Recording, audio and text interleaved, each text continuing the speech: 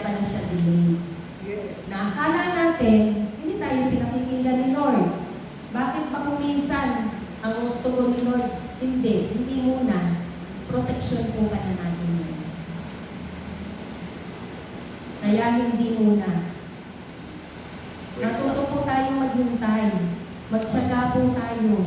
Sabi sa message kanina manatiling tapat hanggang wakas. Magtiwala tayo sa Kanya kahit hindi po natin naiintindihan. Tayo minsan may ano ba doon? Ano ba yun? Pag di naipaliwanag sa'yo ng maayos, di ka pupunta.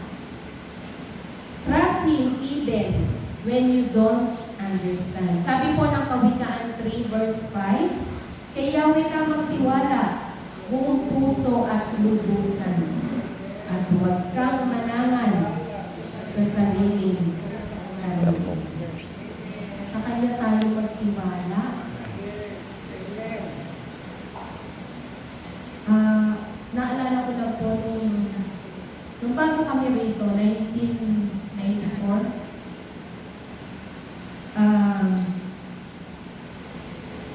siguro sa akin, nagtiwala muna ako sa Lord. So habang ako'y nagtitiwala sa Kanya, saka pa lang ako, yung nakikita mo kung ano ba ibig sabihin, saka ka pa lang sumusunod. Hindi yung paliwanag mo muna sa akin at saka ako susunod. Ang gusto po ng Lord sa akin ito, magtiwala muna tayo sa Kanya. At saka po tayo sumunod. Hindi natin kailangan na maintindihan mo muna yun. Kasi sa totoo lang, pag hindi mo naintindihan, hindi mo susunod. Pero kapag po tayo nagtiwala sa Lord, kahit hindi mo naiintindihan, susunod po tayo. Kagaya po ng mga disipulo, nung tinawag ni Jesus, di ba yung iba nangingisdangan pero dahil nagtiwala sila kay Jesus, niligpit ba nila yung gamit nila? Hindi. Iniwan na lang nila. Kasi nandun yung pagtitiwala nila. Yung kung nabasa po natin yung babaeng nagdurugo, ilang taon na siyang nagdurugo. Nandun yung pagtitiwala na mahawakan na niya yung nailaya ng damit ni Jesus. Siya'y gagawin. At siya nga po ay gumaling. Nandiyan po si Bartimeo na mula pagkabata siya po'y buhay. Narinig niya na si Jesus ay pumasok sa templo at ang ginawa niya, Jesus, pagaling niya. Naging pananampalataya niya, yung pagtitiwala niya. At kahit si Jairo, di ba, namatay na kaya anak niya. Pero ano ang ginawa ni Lord? Nung nakita niya na nagtitiwala sa kanya si Jairo, kahit hindi pa siya lubos sa kilala, di ba, nabuhay ko niya.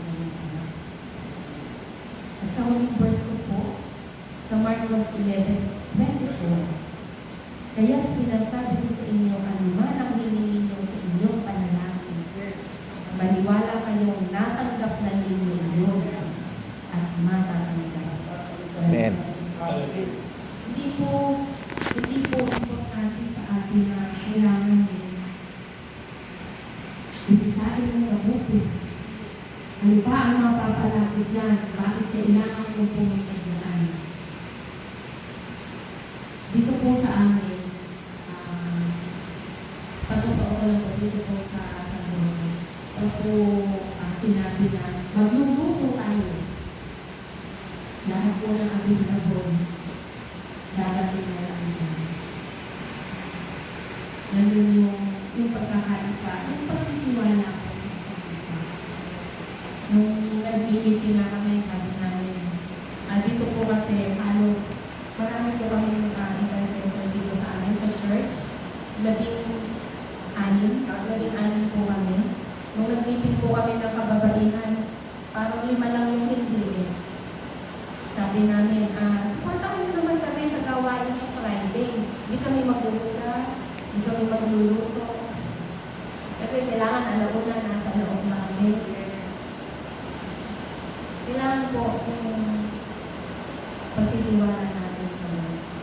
At habang may panahon pa, huwag na natin antayin na tayo ay bahain para tayo ay hanapin natin siya.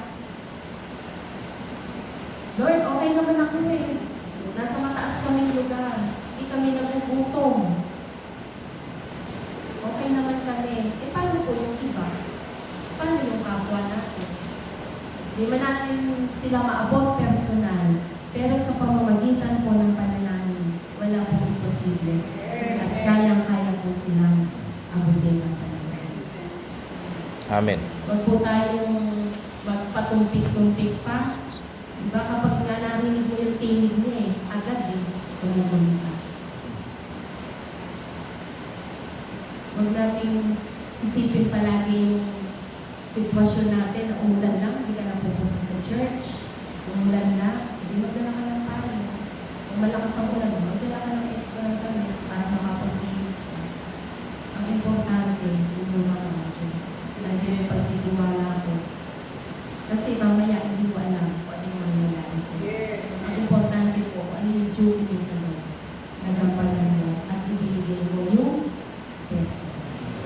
Yun lang po at sa Diyos